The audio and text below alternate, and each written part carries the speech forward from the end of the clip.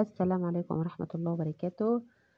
طبعًا كنت وريتكم من شوية وأنا باعمل المحشي بتاع الفطار، طبعًا بعد أول يوم رمضان ده لازمًا حلويات، طبعًا الحلويات ما باعملش غير نوع واحد كل يوم يعني، فالنهارده طبعًا خيّرتهم قالوا عايزين كنافة، ده نُص كيلو كنافة يا جماعة كنت مقطعاه، ونُص كيلو الكنافة بياخد كوباية سمنة سايحة، كوباية سمنة سايحة، بتقومي جاية مسيحاها كده ودلقاها عليها بحيث إن السمنة تغلف الكنافة كلها.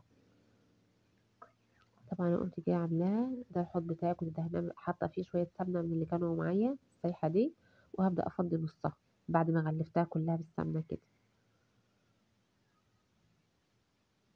قافلة طبعًا وأقوم جاية مبطّطاها في الأرض في أرضية الحوض كده كويس. طبعًا الشربات اللي موجودة في البرطمان دي شربات عندي من قبل رمضان، بس أنا طبعًا ما عملتش جديد، أنا عيالي ما بيحبوش السوداني، ما بيحبوش جوز الهند، هُم بيحبوا الزبيب بس، حطيت عليها شوية زبيب وهابدأ أحط النُص الباقي، ده نُص كيلو كنافة.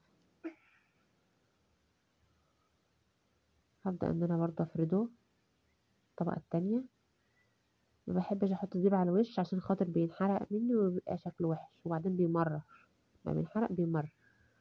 طبعًا أنا كنت هنا خلاص خلّصت، بابدأ إن أنا بقى أجيب طبق وأضغط عليها كده عشان تمسك في بعضها الطبقتين يلزقوا، ما يبقاش فكة من بعضها. تبدئي طبعًا تضغطي عليها كويس لمّا تحسي إنها بقت كلّها قطعة واحدة كده، هابدأ بقى إن أنا أدخّلها الفرن على درجة حرارة 180 تولّعي من فوق وتولّعي من تحت. طبعًا هي هنا كانت طلعت معايا، أنا باحبها لونها يبقى فاتح كده شوية، وده الشربات بتاعتي، شربات الكنافة يا جماعة لازمًا تكون باردة وتقيلة، عشان تخلّي الكنافة معاكِ مقرمشة وحلوة، ما ينفعش تبقى خفيفة، ما ينفعش تكون سخنة عشان ما تعجنش. لو وصلت لحد هنا معايا اعمل لي متابعة واكتب لي تعليق ودوس لايك، وكل سنة وأنتم طيبين. أنا كنت خلاص دلقت كل الكمية بتاعتي،